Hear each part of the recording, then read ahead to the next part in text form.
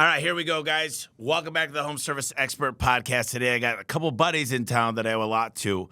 I got Dan Antonelli and Ryan Redding here. They're experts in branding, marketing, SEO, graphic design. Ryan is the CMO at KickCharge Creative. Dan is the founder, CEO of KickCharge Creative as well. Dan is the president and chief operating officer of KickCharge Creative, an award-winning New Jersey-based brand agency that specializes in helping home service businesses refine themselves and stand out with disruptive brands. Dan is a nationally recognized speaker and an expert on home service branding with several books on branding to his credit, including Building a Bigger Small Business Brand and his new amazing Amazon best-selling book, Branded Not Blanded. Then I got Ryan Redding here. He's an expert in SEO, PPC, LSA, web design, and digital strategy. Ryan has built a reputation for delivering real, measurable results in an industry where marketing is often misunderstood. He's been an instrumental driver of multi-millions of dollars for businesses across U.S. and Canada and is a trusted voice on marketing, leadership, and operations of the home service industry.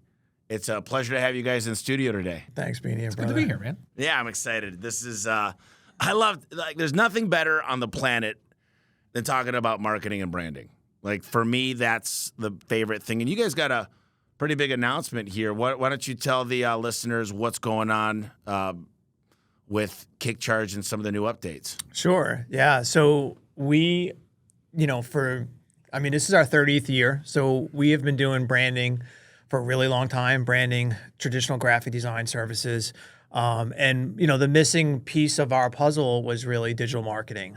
And we wanted to really have that as part of our core offering so that we could really truly offer something that was all in one. So you could get your branding, you could get your trucks, your brochures, your billboards, your valve packs, and then also have a killer branded website that not only was beautiful from an aesthetic point of view, but also functioned well from a digital marketing perspective. And Ryan comes from Levergy, which is a really well-known and respected digital marketing company that specializes in home services. So for us, it was a natural acquisition to really complement our services. And now what's beautiful about it is, soup to nuts, we can handle everything. I love it. Ryan, what are your thoughts? I mean, it's okay, I guess. The reality is, from the marketing side, right? It's so important because Google's such a big gorilla to make anonymous companies kind of stand out. If they're all look the same, sound the same, or name the same. So anytime we would have a chance at Levergy to join with a KickCharge brand, it was just so much easier to get the lift we were hoping for. So now that we're actually pulled together, it's just a game changer. It's been a ton of fun to do this. Yeah. So again, it was just nice to, instead of having like a generic website where someone just literally slaps your logo on the top of it and it feels kind of like everyone else's website, except maybe changing the color of the buttons and things like that.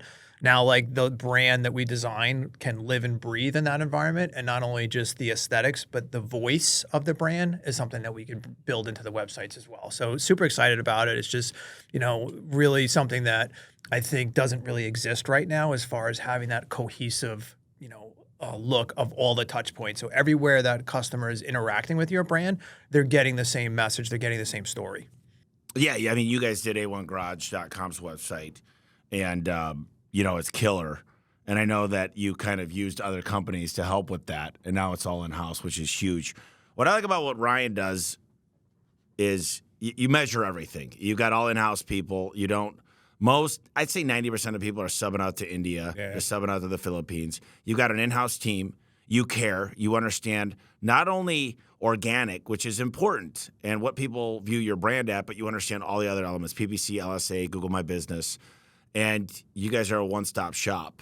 And, you put your name on the line, and you're willing to deliver, and you show the results. And guys, if you want to, we're going to give you a link in here to go look at all the different companies that have worked with Dan over the years.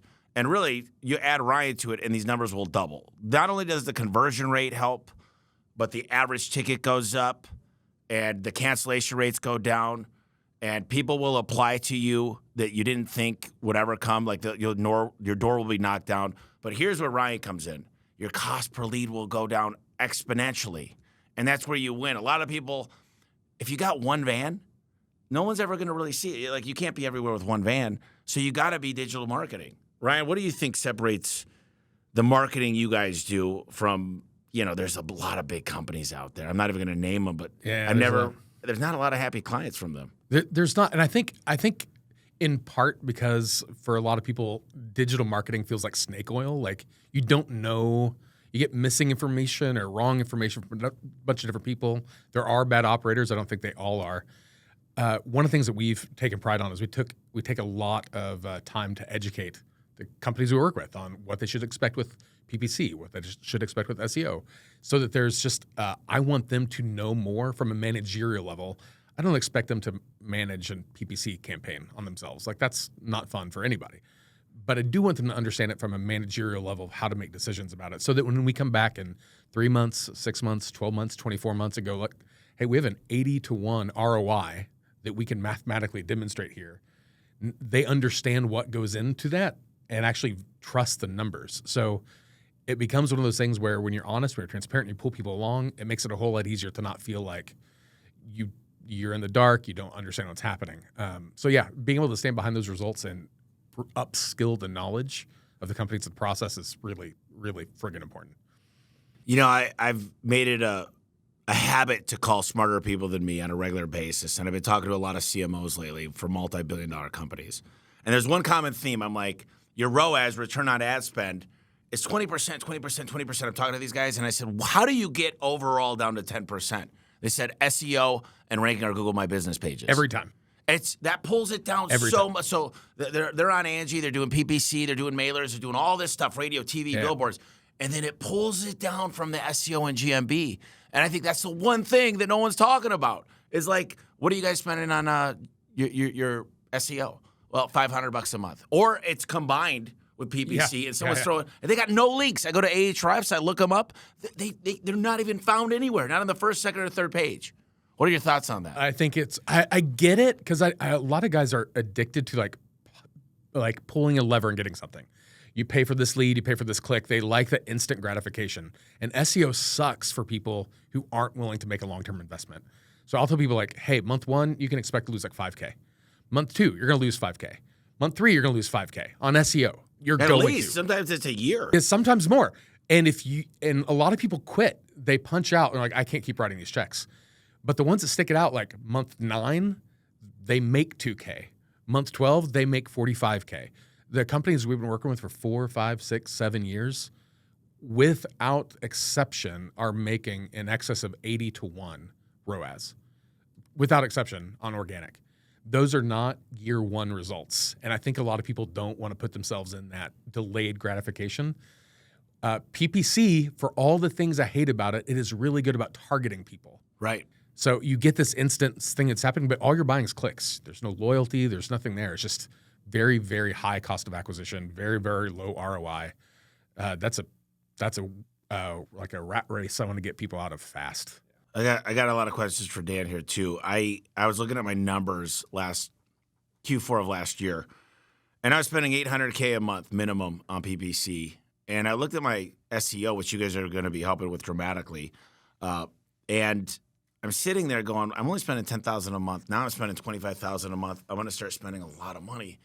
And people are like, I know I'm not going to get instant results, but do you understand? Even $25,000 is what, 1 to 32 times? Because if you go to 800,000, like people understand, and I know AI is changing, but you got to be everywhere. Like if you're going to build a big business, if you just want to get your business to $500,000 profit, just do paid. Like if you just want to be ordinary and never build anything worth anything, because I guarantee when I look at your business and I find out you're not paying yourself and what you're underpaying your managers, your business is worth nothing even at $500,000 of EBITDA. Yeah. Like when I walk through it. But Dan, tell me a little bit about why branding is so crucial.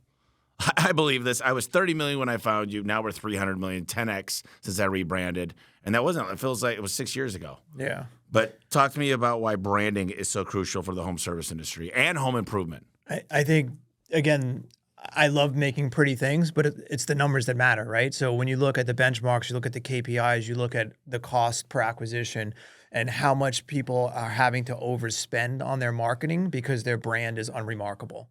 And at the end of the day, you want to distill branding into one simple idea. It's how do I live in someone's mind rent-free?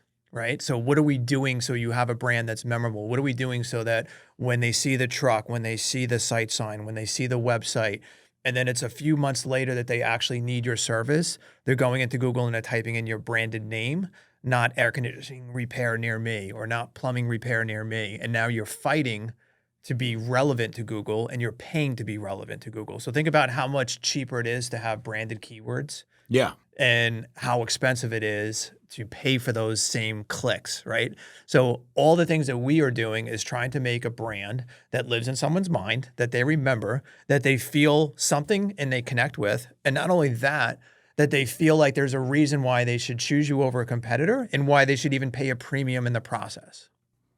Yeah, I wrote down here like some brands that I think of. Now they're national brands, but they're easy. They're color. Like I've never really saw a brand that I appreciated that wasn't simple. That so many people, they put everything they do on the side of the truck. Yeah. Like you told me, like we're not putting Angie's List, we're not putting the BBB, we're not putting anything. Like, you got to have a little ROC. That's it. There's a lot of companies out there. Like I'm a garage door guy, so Chamberlain, Clopay, Amar, they'll pay for my wraps, but they want to own half of the wrap. Yeah. Look at Neighborly. We talked about this. Yeah. Like, why would I let them pay for my brand and then own half my real estate on my vehicle? Well, how big of a mistake is that when you put all these accolades and no one even knows what your brand is? Yeah. I mean, people forget that when you're thinking about the truck, you want to think about it as if it was an actual billboard. So if it was a billboard and you're driving by that billboard on the highway at 60, 70 miles an hour, how much time do you have to process what you're being presented? A couple seconds. So what can I put on there that is sticky, that they will remember, and that's most important? And that's the single most important thing is your brand name, right? Because it's easy for them to contact you if they know your brand name. They're going to find you on Google, right? They're going to just type in your name. That's why people get hung up on, hey, I need to have a big phone number on my truck. And I always laugh and I say, you know what? Listen, the bigger your phone number, the weaker your brand is. Yeah. Because really, when was the last time you took your phone out and you literally Never. dialed digits to contact someone? You don't do it that way, right? So half the wraps that we do today don't even have a phone number because it's not relevant. It's not really that important. And it's not a call to action, that truck. It's something, again, meant to live in someone's mind for when they need service later on. The best thing you do, the only thing I've ever done is snap a picture real quick. Right. And either way, I'm going to look up the company and Exactly. see if it's good on Google, see if they got good reviews regardless. Exactly. That's why people say, like, hey, let me put my QR code on the side of my van. Really? So what? I'm driving next to you and I'm going to scan the QR code? Oh, well, it's for when I'm parked. Again, how many people at that very moment need your services? So we don't believe in huge QR codes, putting them on the side of vehicles because it's not a call to action. Right. It's meant for building your brand. It just takes up the real estate. So yeah. You've worked with a few thousand companies to brand them or rebrand them. How do you identify and implement the key branding elements that align with each client's specific audience and values? So, research is a big part of it, right? So what are your competitors? What does the market look like, right? So you look at what's happening already in the marketplace. How long does that take? It doesn't take a long time, but you have to really go in and look and see where the opportunity is. And that's where the thought process comes in. So you want brand confusion. Yeah. You want to look and say, okay, here's my top 10 competitors. Out of the top 10 competitors, 5 of them are using red, white, and blue. So red, white, and blue is already off the table. I can't use red, white, and blue because there's no way I can own it, right? So you start identifying where are the opportunities for us to build a brand that I can own the brand colors, right? So sometimes it's hard to even just to do that. So you think about, what are the 3 colors maybe that I can put together that I can own? Because maybe I can't own red. Maybe I can't own red and blue. But maybe I can own teal, red, and blue or something like that. So you start thinking about creatively what you can do. So you want to look at what strategies are they deploying? Are there a lot of mascots in this marketplace? Well, if there's 10 mascots in the marketplace, I don't want to put the 11th one out there. Okay, so I want to think about a different strategy that no one else is doing so that I can be, again, ownable, so I can be remembered, not confused with somebody else. So you definitely want to do some research. And even for anyone who's listening, again, print out a picture of your van, right? And compare it to the 10 people that you compete against and tell me where you live in that, does it look like the other 10? Or does it look like something that's completely unique? And if it feels similar to what everyone else is doing, change it. Then change it. Then why would Mrs. Jones ever remember it, right? And I think that's the other thing too to always keep in mind is who are you marketing to, right? Always keeping in mind that Mrs. Jones, she makes up 80 to 90% of the home purchasing decision. So does your brand actually communicate to her? Does it actually something that she might connect to, something that she might remember, something that if she called you, what does she expect she's going to get? Because she's already afraid of who's coming to her home. How does the brand actually communicate to her and make her feel confident in who's going to show up at her house? Yeah, no, I agree. I think a lot of people, they think having black with big muscles on the side and like this really disruptive, it's cool. I mean, if you like heavy metal and like Led Zeppelin and like, you know, walk us through the process. So someone calls you and decides, look, I think I'm going to pull the trigger. It makes sense. And by the way, the best time to rebrand was 10 years ago. The next best time, same time to plant a tree was today. Yeah. A lot of people, they hesitate. And I just don't understand. They're betting the future of their family. And they're so hard to pull the trigger. And I understand they don't have money, but there's a reason they don't have money is because their brand does not stand out. So they're paying. And everybody calls me, I'm not getting leads. I'm not getting leads. We got more leads than we can handle. I mean, we've got, and here's what's cool. When they call up A1, they're like, it's okay if you guys can't get out for a couple of days because we're going to use you no matter what. We see you guys everywhere. We love you guys. They got to know me. But I spend money in marketing. I'm not afraid of that. But give me like the process. Just sum it up, soup to nuts, real quick. We're going to look at your competitors. We're going to talk to you about likes and dislikes that you like, but also with the notion of keeping in mind that who we're building a brand for isn't necessarily you as the owner. It's for the people that you are trying to sell to. Right. So you want to think deeper along the lines of what is the actual brand story that we're trying to communicate, and how does the brand support it? How does the brand visually tell that story? You think about the brand that we did for Amanda at Grasshopper. Her tagline is "Forward is a way of life," right? So you have the grasshopper. Grasshoppers can only move forward, right? They're the only insect that actually can't move backwards, right? So you have a message that goes along with that visual that connects to that consumer, to have them understand that we as a company will do everything in our power to make your home comfort solutions, work, move forward, right? And the same thing is, what is the message to the actual employees? That we as a company are going to do everything we can to propel you forward in your career, right? So you have a brand that not only speaks to the customers that you're trying to attract, but also helps attract the A players that you want to work for you in that company. So Amanda doesn't have a recruitment problem. You hear so many people talking about recruitment problems. They can't find people that don't want to work for you. A lot of times people don't want to work for you because you don't look like a company that you want to be associated with. You think about your branding before and your recruitment challenges before versus what your recruitment looks like now. You think people look at your brand and say, hey, I don't think I want to be a part of this, right?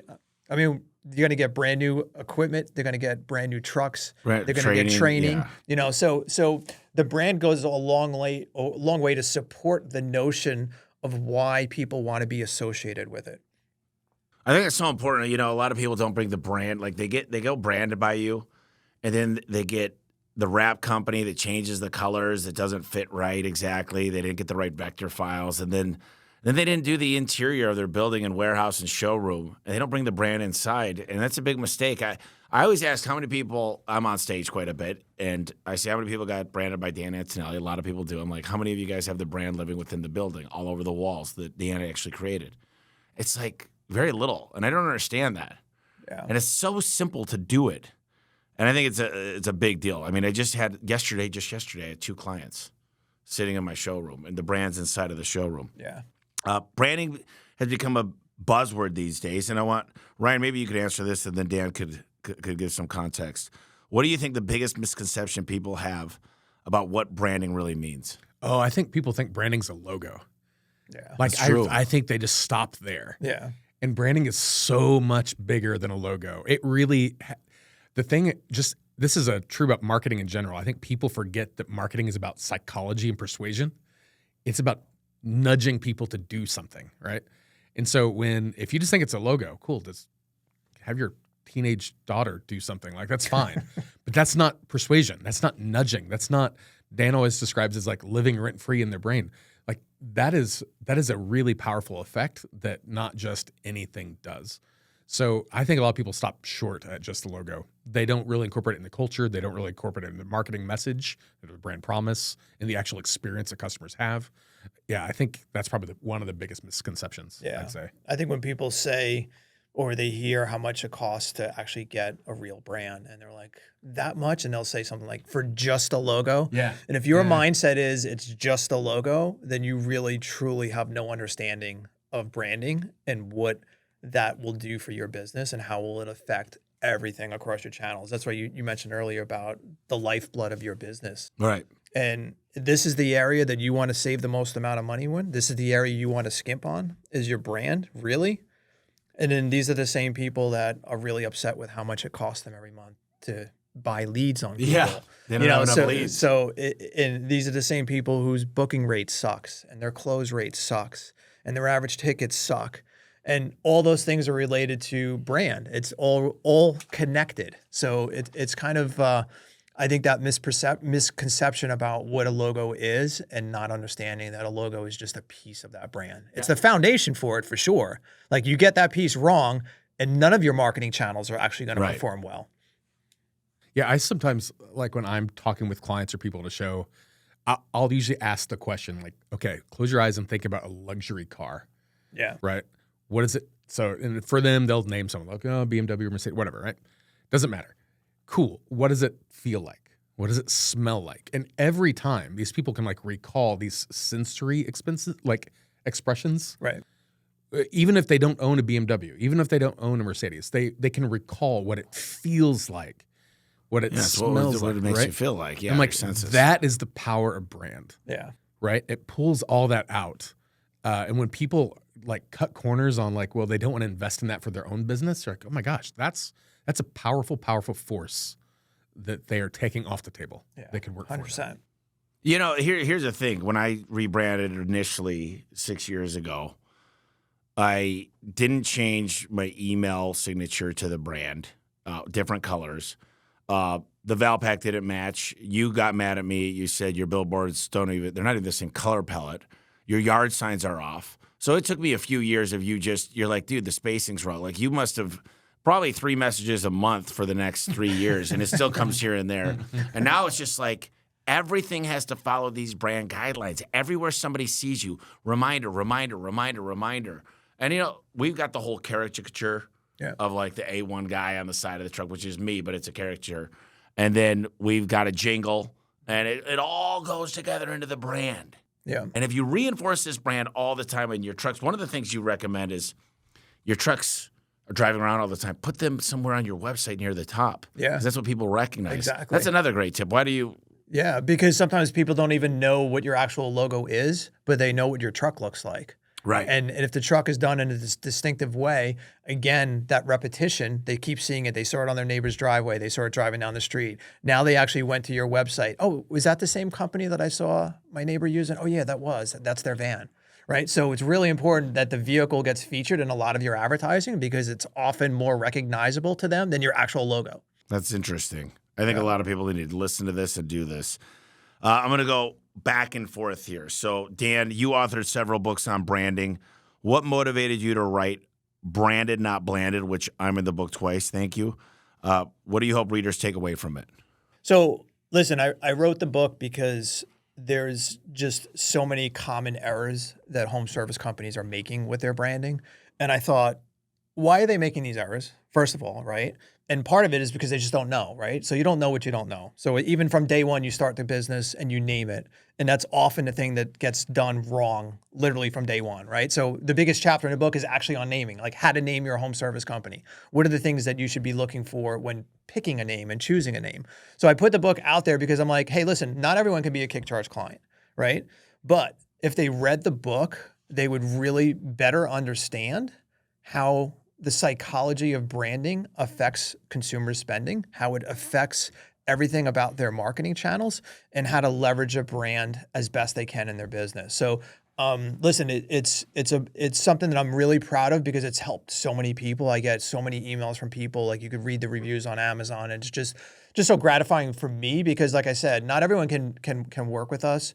And that's okay, but I wanted people to have the most information possible to understand how this works, how this is supposed to function. Because there's literally no other information about it specific to home service branding that you can find. Like, what are the books are out there about home service branding? There isn't. There's none, right? So I said, let me put what I've learned over the last 30 years into a book, and hopefully it helps a bunch of people. That's a great book. I really enjoyed the book, and it's really high quality. It's got the colors, really, really the right page stock, and it's just well done.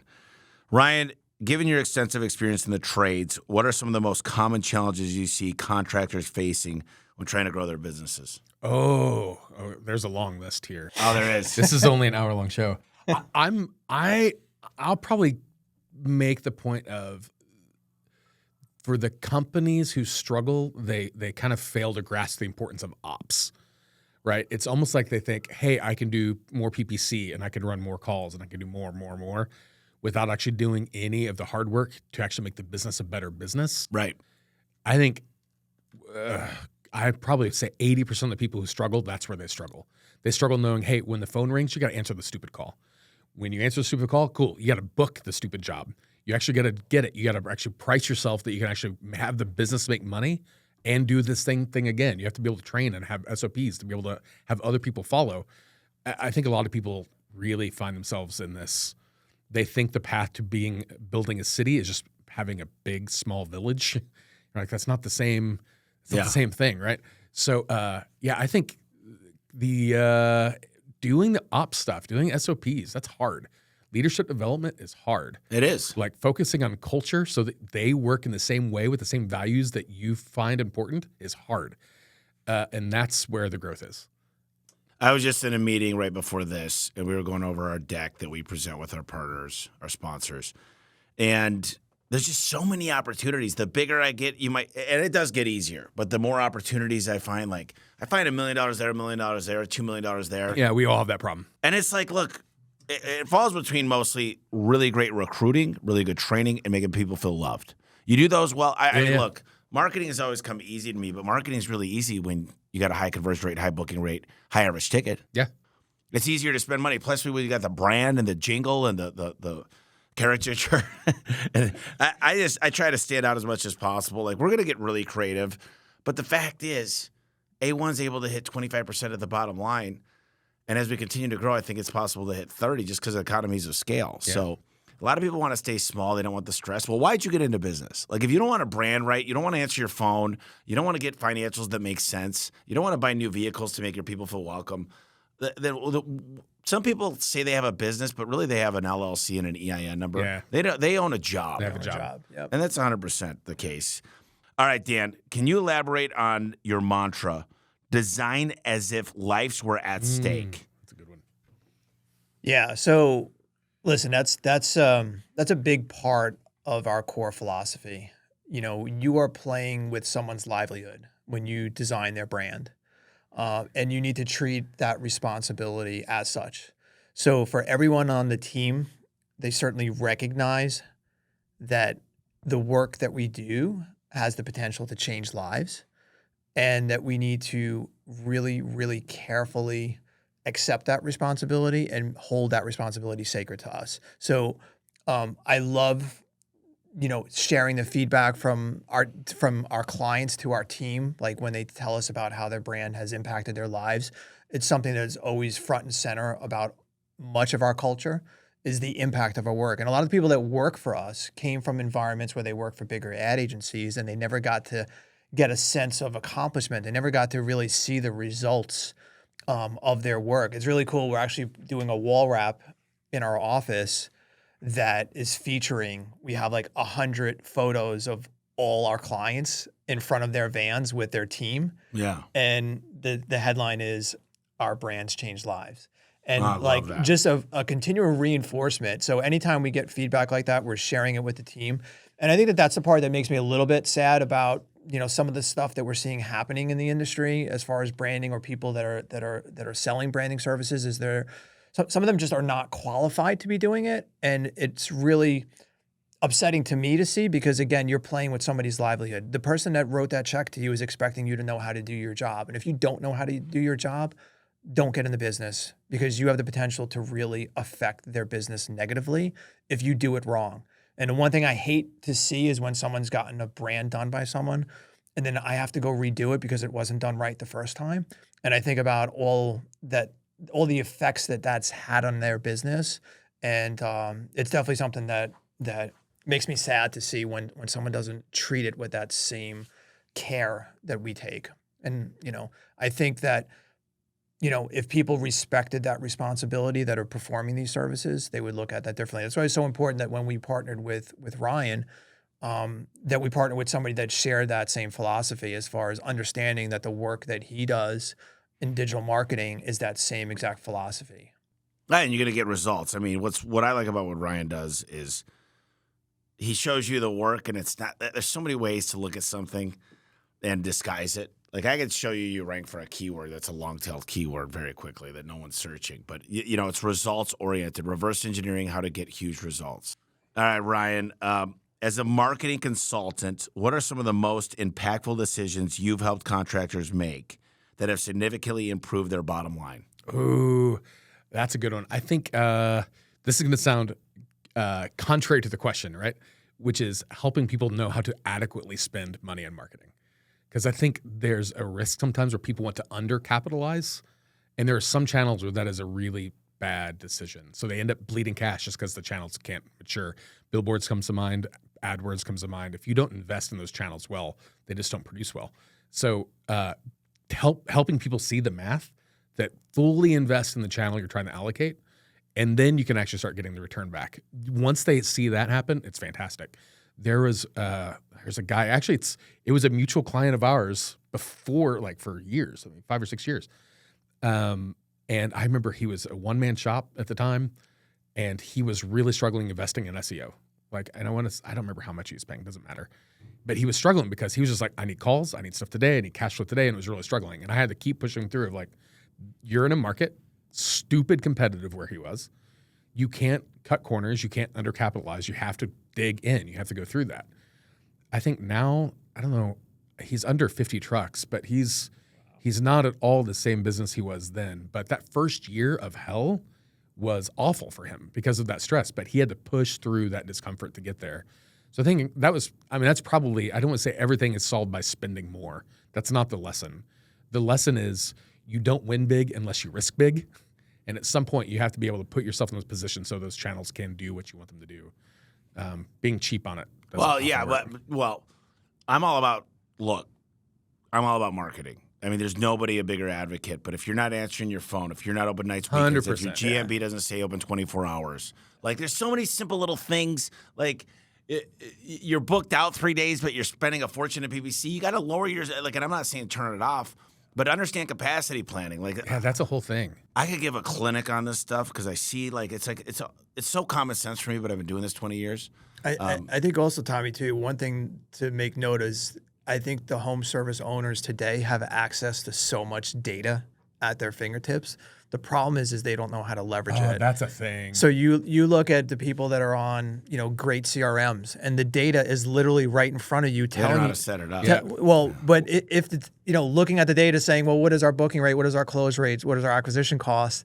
And if those numbers aren't in sync, well, why do you think they're not in sync? What's the underlying reason? So sometimes the data is literally right there telling you what you need to fix, and you just have to know how to fix it at that point. Like it's literally saying, well, your booking rate is 80%. Well, why isn't it 90? Well, is that because of the CSRs? Is that because of branding? There's all these things that it could be from, but the data is literally right there for you to analyze. And a lot of people just ignore the data, and then they wonder why average tickets are low, why booking rates are low, why the close rates are low. And even the people who are always screaming and saying, oh, my digital marketing company sucks, when then you look at how many open estimates they have, right? So why aren't we rehashing? Why aren't we going after the open estimates? So sometimes too, it's not that you need more leads. You need to do a better job with the leads that you're actually getting. Absolutely. Yeah. You got to have a rehash team, and you need to be closing. This is a common thing I see. I know a lot of the clients that come to you, they just don't have the money. They're underfunded. I mean, when you think about the first 5 years in business, I didn't have the money. I couldn't get an SBA loan. I just had to go out there and work. In fact, I was bartending and bussing tables for 4 of the year. I still had my landscape business. I did them simultaneously because I needed to make money while investing in this garage door business. And some people are like, they go all in, they quit their job, but they don't have any savings. I would say this. They're underfunded 100%. And when you're underfunded, it's like you're going to have to put in 10 years of sweat equity. And I'm sorry, look, if it were me, the first thing I would do is get branded correctly and start my digital journey. And that's SEO. That's getting a lot of reviews with pictures. And I'd have the client write a really sincere review. And I've got enough time to squeak the wheels with them to just say, please, I'm early in this business. It means a lot. That's where it's like David and Goliath. The big companies don't have the time. They can't do a yard sign. They can't knock on the doors around there. They can't make it to the chamber meetings. They can't go to B&I meetings. Like, there's still an advantage from being small. And sometimes people tell me, like, what would you do if you were me? I'm like, if you're not working, you need to go be meeting people. You need to be talking to realtors. You need to be talking to designers. You need to be talking to builders. They just say, well, I want what you have. Everybody wants the views, but no one wants to make the hike. 100%. Yeah. And 100%. I think to that point, Tommy, you talk about the grassroots efforts that are required. They're not just for the guys that are just starting, and that's when you get bigger. Sometimes you ignore the grassroots efforts. You don't go to the community events. You're not in the parade. You're not helping the community. You're not sponsoring the little leagues. All those things do not cost a lot of money. But those are the things sometimes that the PE-backed companies can't compete with. They don't do any of that stuff. So becoming that notion of 5 Mile famous within the community, so everyone within 5 miles know who to think about when they need that particular service. A lot of those efforts are not just specifically happening online. They're happening legitimately in person, right? So what are we doing to put our brand name in front of the community on a regular basis? Are we going to the 4th of July parade with a branded truck that's rolling at 3 miles an hour and the streets are lined 4 deep with people in my community that I'm trying to sell? How much do you think that costs? Like literally, like one of my clients did it last year for Halloween. They were throwing candy out from the truck. Yeah. And it was 1.5 miles of 3 deep, and the car's moving at 3 miles an hour. You can't look at anything else but that branded truck. So how many impressions do we get? And the cost was like $150. I'm like, are you kidding me? Where could you have advertised for $150 and had that many eyeballs on the exact demographics that you're trying to reach at that parade? I'm totally doing that. I'm still now with my, my big showroom truck. I'm totally doing that. I'm still in it. My buddy Travis Ringy sold for north of $30 million in 6 zip codes. That's all he worked. Yeah. In that north part of Phoenix. And so many people, that's another big mistake, is like, yeah, you're right. They buy a billboard for 2 months. Yeah. They do a radio commercial for 2 weeks. Like, you got to run radio solid for like 18 months before you really see a big effect. Yeah, minimum. A lot of people are like, I'm going to try everything. I call it spray and pray. Yeah. They're just trying to see what'll work. Like, just do PPC. Do anything paid, because that does work, but it's the most expensive form of marketing you're ever going to do, by far. Paid ads versus organic and getting reviews. As an expert logo design for small businesses, what are the essential elements that you believe every effective logo should possess to resonate with its target audience? So definitely looking at the logo as something that is communicating some type of feeling, some type of emotion, some type of promise. That's why naming becomes so critical as well. What does the name itself communicate? But when you look at the logo, if I had no other context except seeing that logo, seeing that truck wrap, what do I feel about what I might get if I chose to hire you, right? So I think that people, again, are misunderstanding how the logo is supposed to function and what it really is meant to do.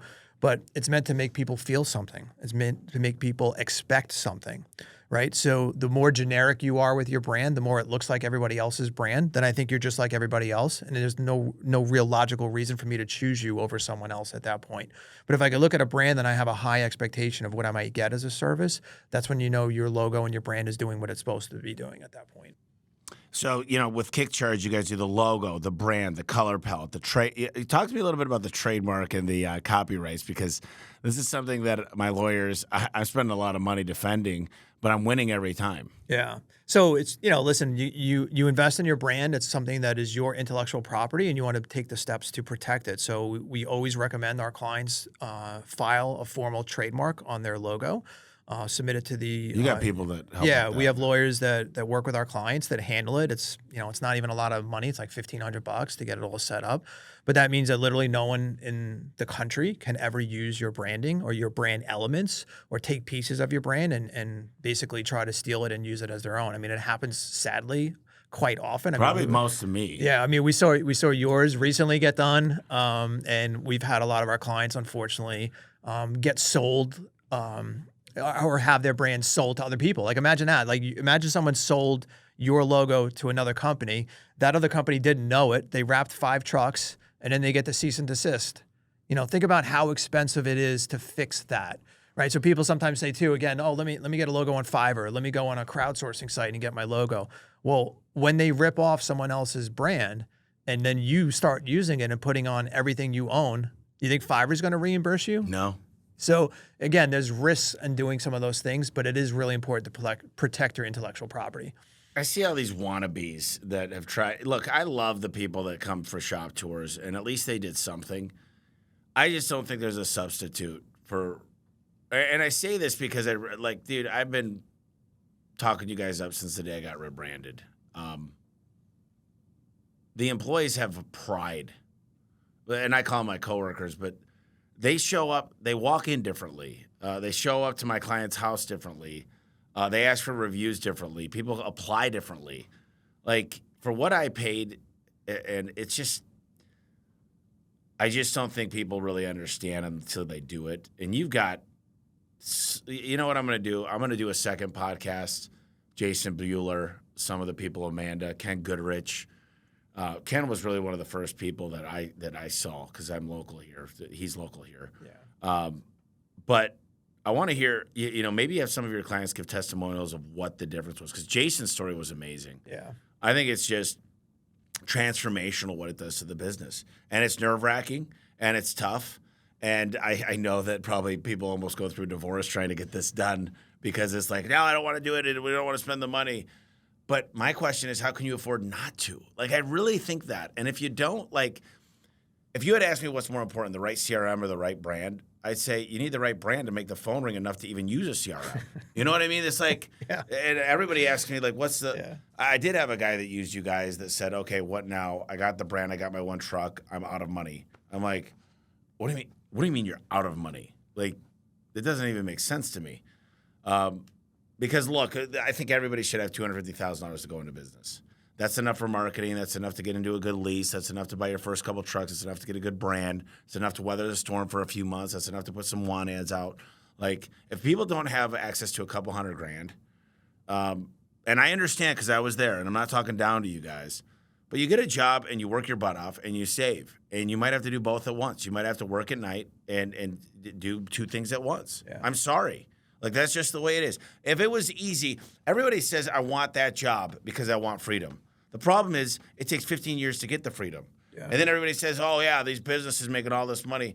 You think they were just, there's always, Ryan, that brings me to my next question.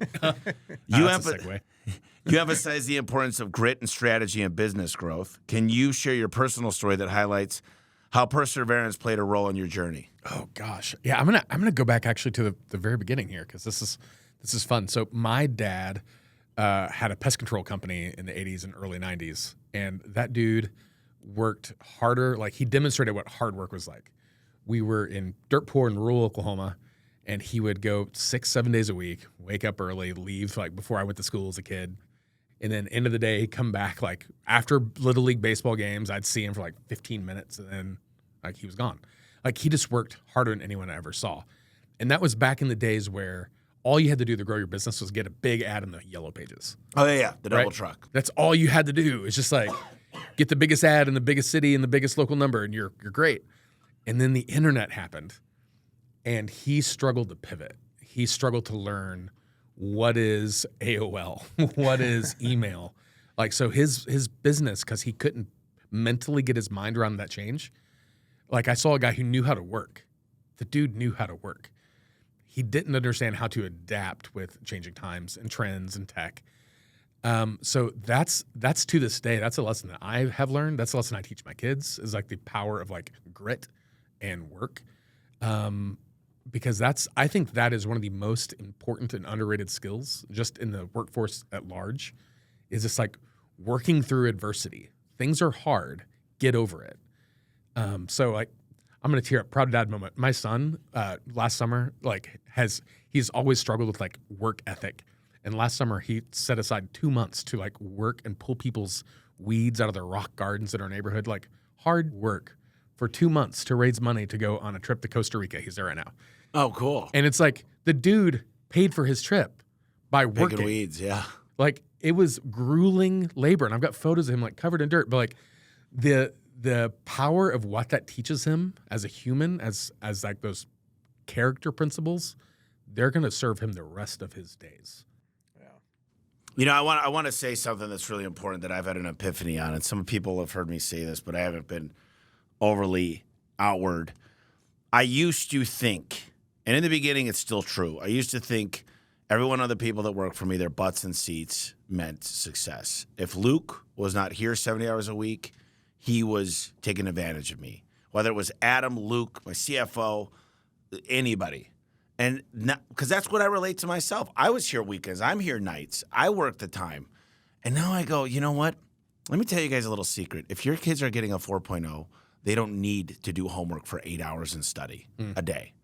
If they're getting a 4.0, they could do whatever they keep doing. They're getting the result as long as they're keeping the information and they're staying sharp and they're taking tests right. And they're if you want them to get into college, but that I'm going after results now, and I'm like, because I had to change my identity because I want to have kids. I want to get married soon. And that means that I can't work 80 hours a week, but I could be way more efficient with my time in my 168 hours a week. I could have meetings that matter. Less scrolling behind the desk, because just because I'm here doesn't mean I'm productive. Yeah. Because I could probably do more 30 hours of focused, well-slept time when I'm exercising and I'm making decisions because I'm getting the right nutrients than being here 70 hours trying to drink coffee, stay awake, and staying focused and like barely able to type or retain information. So I stopped that idea. By the way, hard work is important. I'm not trying to belittle that. But now I'm like at my position where I'm at today, where my C-suite is hours don't equate to results. When anybody tells me on my teams, dude, I put in 60 hours, I go, I don't care if you work 20 hours. I don't care if you work 80. I'm results-oriented. I stopped thinking about don't tell me how hard you're working. Give me the results that we sat down and we discussed that you were going to get me. Yeah, that's actually, it's funny you say that because on our team at Leveragey for the past couple of years, we moved to outcomes-based hiring instead of inputs. So the whole point for us is like, we're not going to track time coming in. We track the impact you make going out, right? So it's all outcomes-based. I love that. And so when that happens, if they get 60 hours of impact done in 30 hours, congrats, enjoy your extra weekend, right? Like they just earn their way to have some space to use it. The outcomes still happen. The impact is still there. If they find a smarter, lazier, more efficient way to get it done in a fraction of the time, you've earned that margin back, right? It's been a fun transition. We just got back from our Pinnacle trip, and Ashley, one of my EAs, was with us, and she's like, hey, we've got a lot of stuff to do today. I said, I'm really sorry. I said, I think I'm just going to take the next 4 days off. If something's important, I'm like, I'm going to tequila. I'm going to play volleyball and just F off a little bit. And I got to tell you guys, I felt a rebirth when I got back. And now I'm going to make vacation time to turn off mandatory for everybody. Like, your PTO must be used. And I want you to shut off and get a reset, because when I came back, I mean, I started that fast. I'm like, man, I'm going to go 150. Like, all of a sudden, it was clarity. Yeah. And I think I got out of the bubble for a little bit. Yeah. Our bodies need rest. Yeah. They really do. Yeah. I love it, man.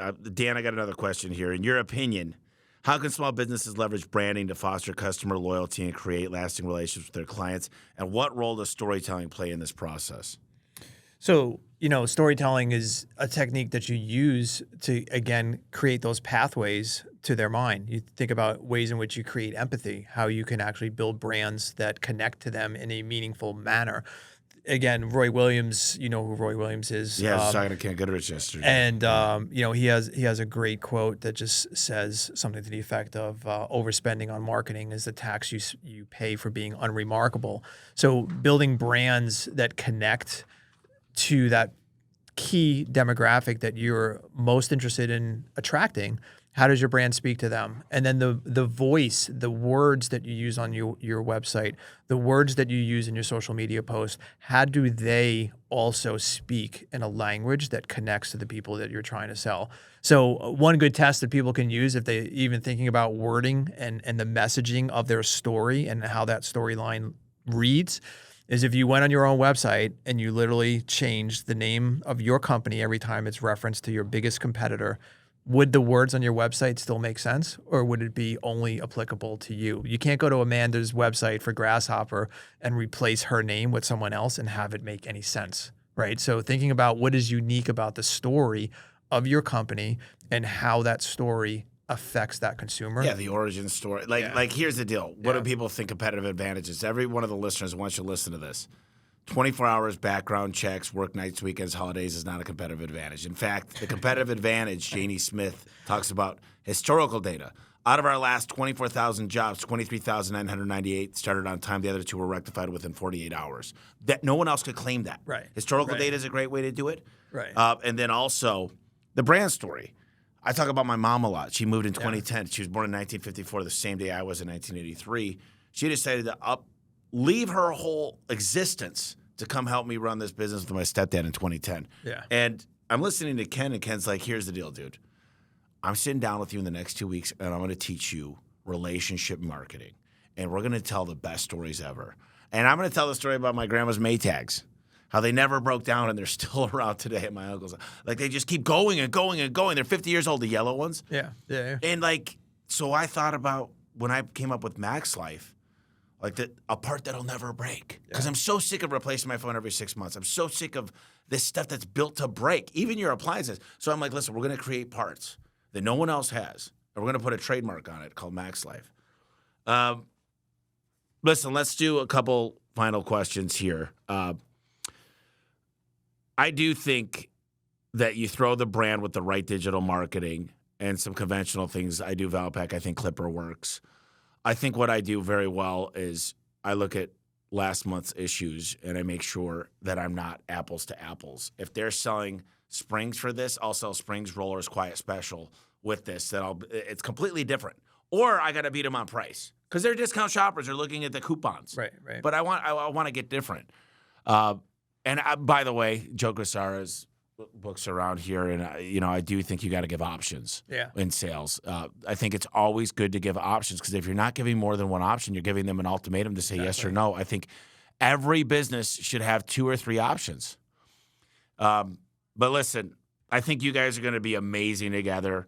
I don't think people understand this about you, Dan, by the way. They think it's the Dan Antonelli show. You've got so many good people at that company. I mean, you're on the stages, you do a lot of the podcasts, but those people are at home working right now. 100%. They're grinding. Yeah. There are so many good people behind what KickCharge does. It's not 1 or 2 or 10 people. Yeah. And it's more of a family than anything. And you want to take care of everybody. And you do too, Ryan. And Ryan, you've got, 25 people hustling.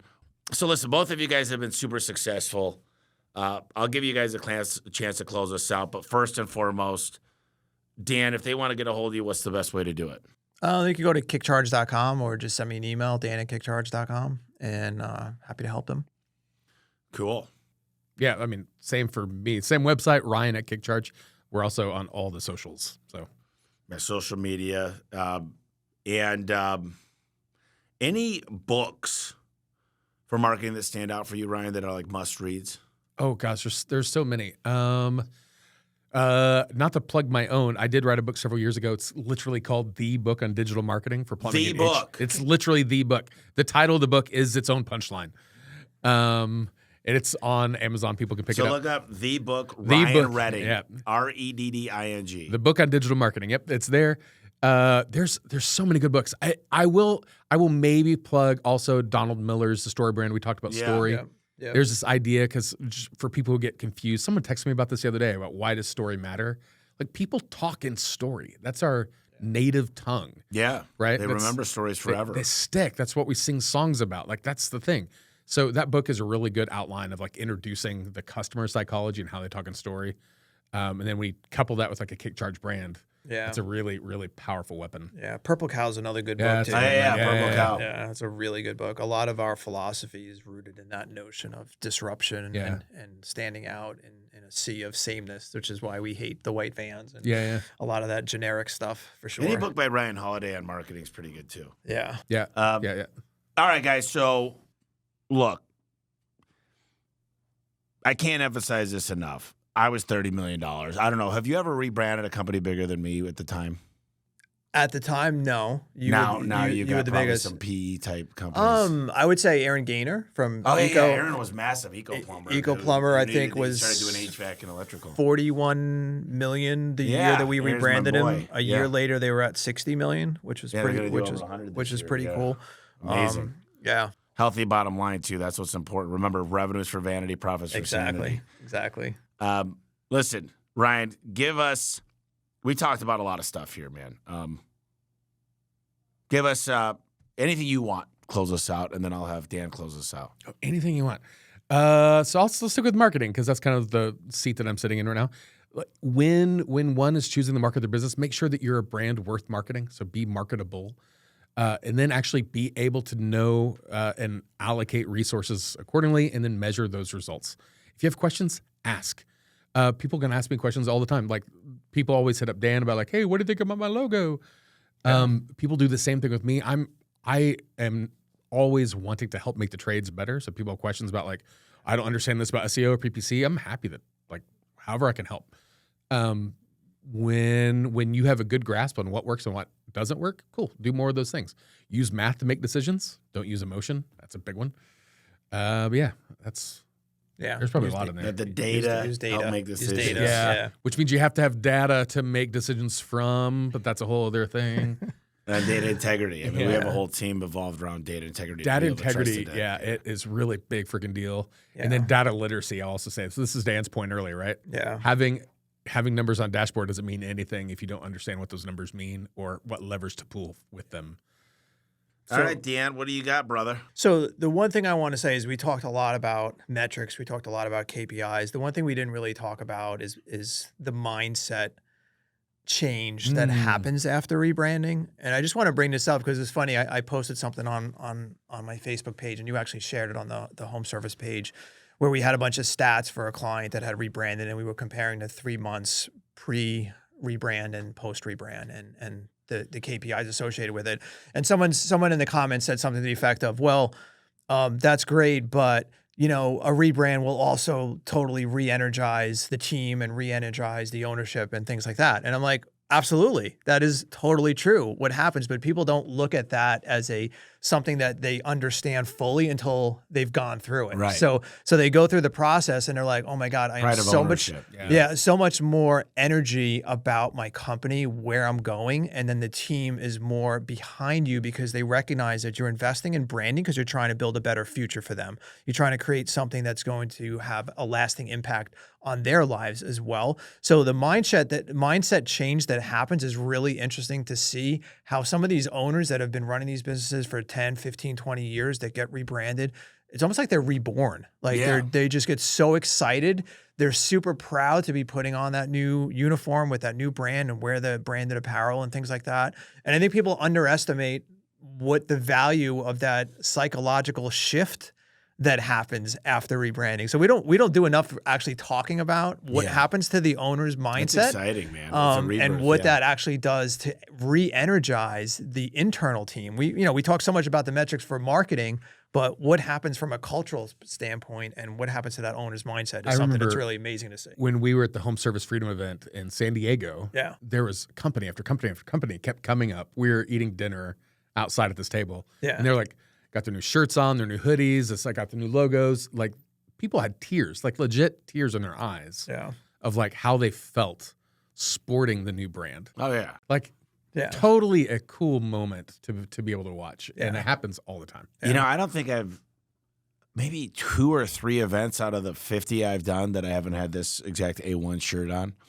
And it's just because I'm proud of my brand. It's like people are always like, "You're a garage door guy." I'm like, "No, I'm the garage door guy." Well, listen, I really appreciate the listeners out there and you too for coming out here.